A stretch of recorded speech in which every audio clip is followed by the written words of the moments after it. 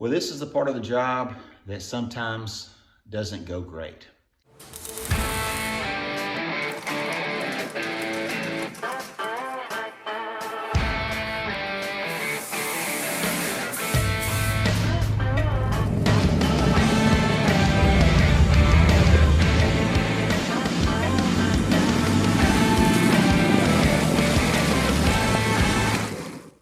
All right, even with the light on, it's gonna be really hard, but I'm gonna take you into this spot right here.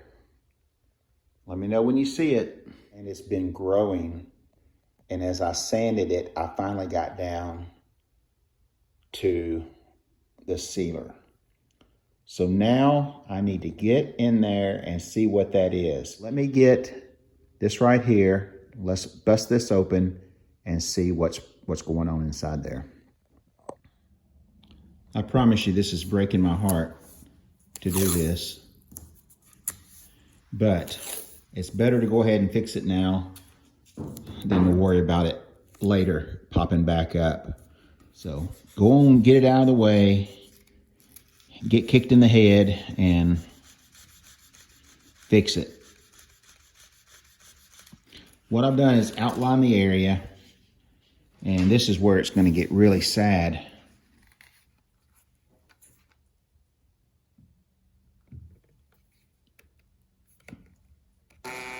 The point of no return.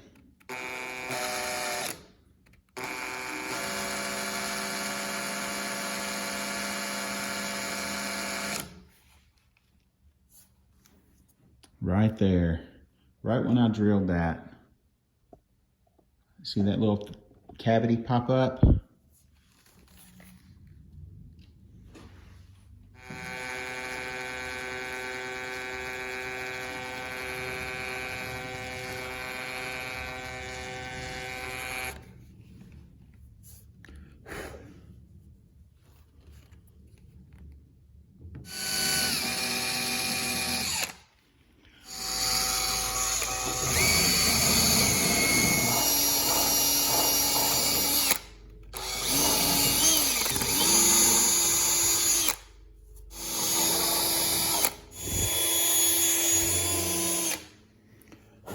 And this is right on that seam that I welded up. It also could be rust that was in that seam underneath the seam sealer that did not show up until after it was encapsulated by paint.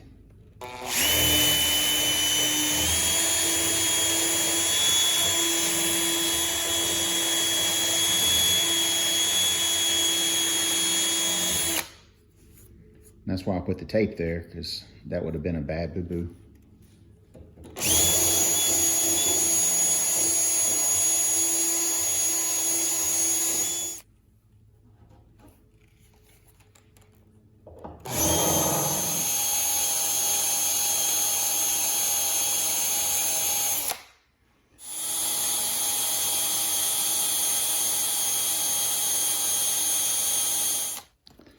All right, so after I cleaned it really, really good and blew it out, I've applied a thin coat of the kitty hair fiberglass over where I drilled out the dark spots that you saw. I'll put a picture of it in here. And from there, I'll let that dry up really good, do all of its shrinking, and then I'll hit it with some 80 grit.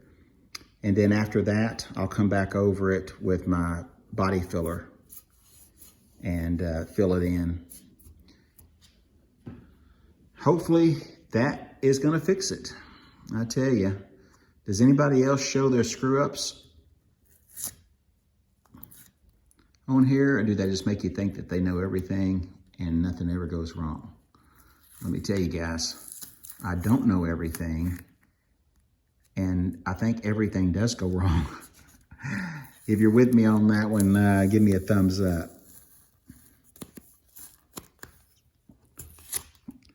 I'm gonna give my little area here a little bit more room to sand now.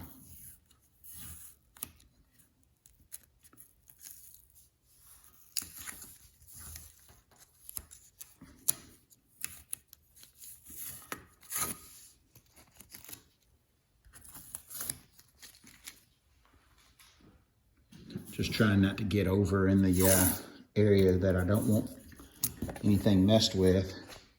Just trying to keep my working area to a minimum.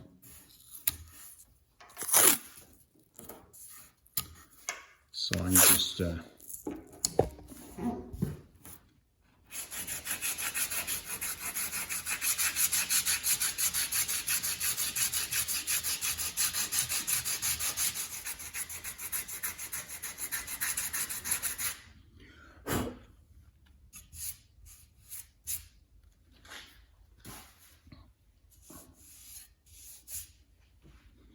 all right, that is ready for some body filler as soon as that dries and shrinks. That little bitty dot that you could barely see ended up being the size of a $50 or bigger. That's okay though. I'd rather fix it now than it come back later.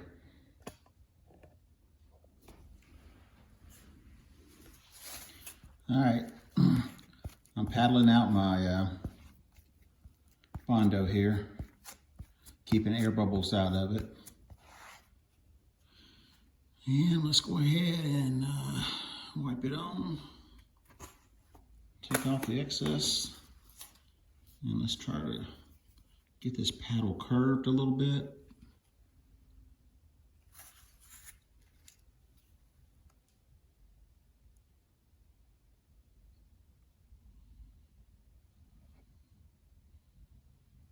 Try to get a nice smooth repair. We're going to sand this, wipe some finishing putty on it. Well, there, it almost matches, don't it?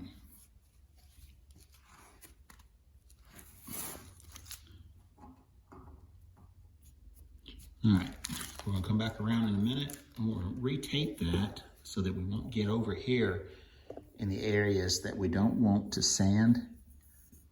And then we're going to hit that with some 180. Probably go 180 and then do some 320. Try to keep the scratches out of it. And then the primer will take care of it. But don't want to hit any 80 on it anymore. Definitely don't want any 80 grit scratches out in the clear. I've got my safe area taped off to keep from getting too far over. Now I just need to block this down, make it even with the rest of the paint with this 180. And then I'll come back over it with a 320.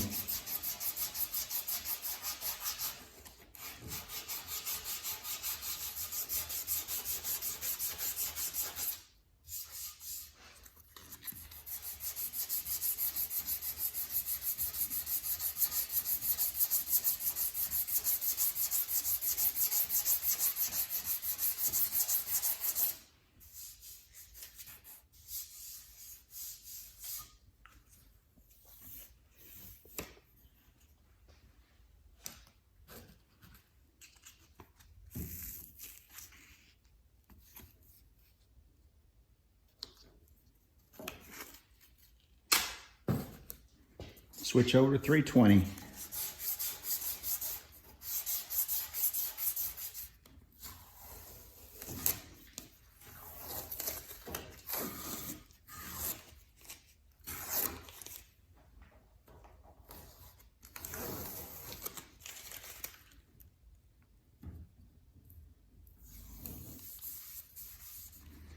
All right, so you put you a towel over it like this, and you can feel if you've got any bad spots. And I do feel that we've got some spots. So we'll prime a good size area and then we'll block it down. All right, so what I've got here is some glazing putty. It's a lot creamier, and we're gonna put that on.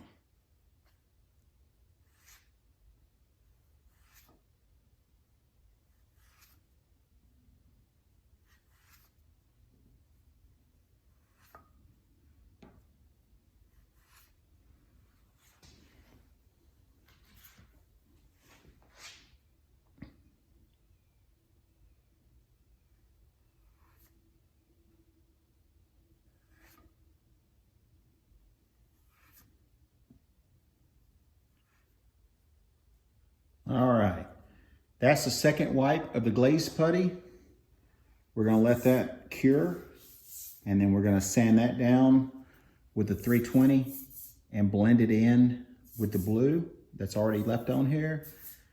And remember, this big spot right here started out to be just a spot that you could barely see. It may have never gotten any worse than it was, but I know I'll sleep better knowing that I fixed it properly and that it's not going to come back. Knock on wood.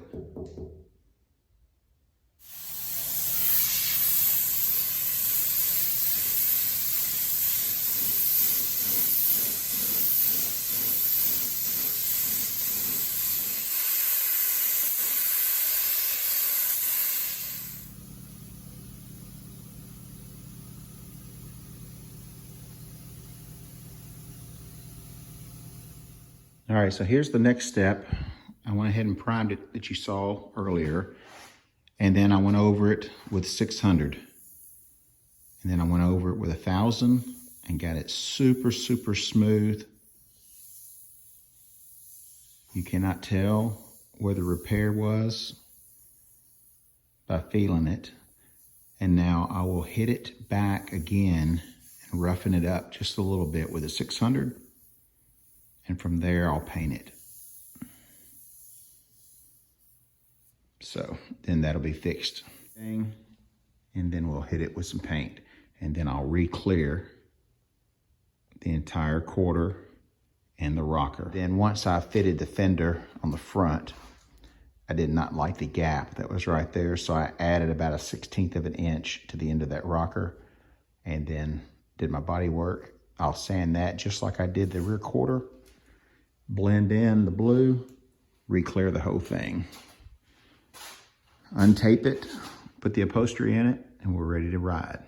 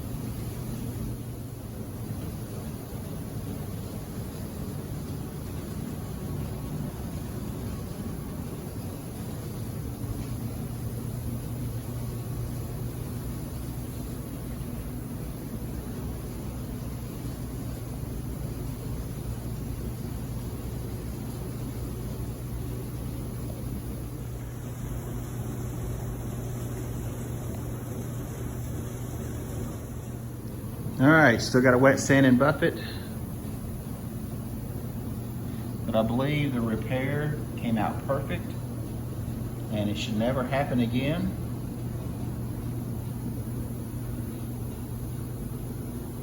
And I went ahead and fixed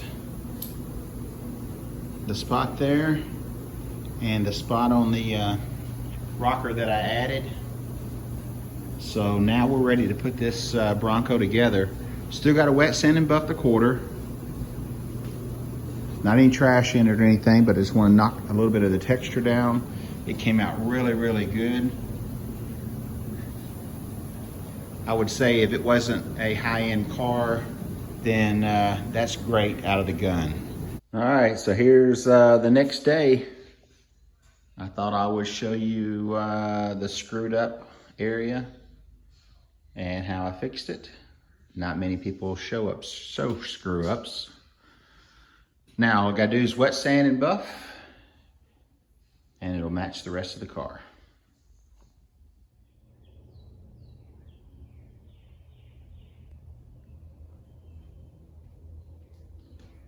Thanks for stopping by the shop today. You know I always need a hand. Miss Spanky came out and she lended a hand twice. Hope you enjoyed today's episode. Please like, tag, share, and subscribe, and jump on over to Spanky'sHotRods.com and get yourself some t-shirts. Now, if you're through watching, get out in the garage and go build something. See you guys on the next episode.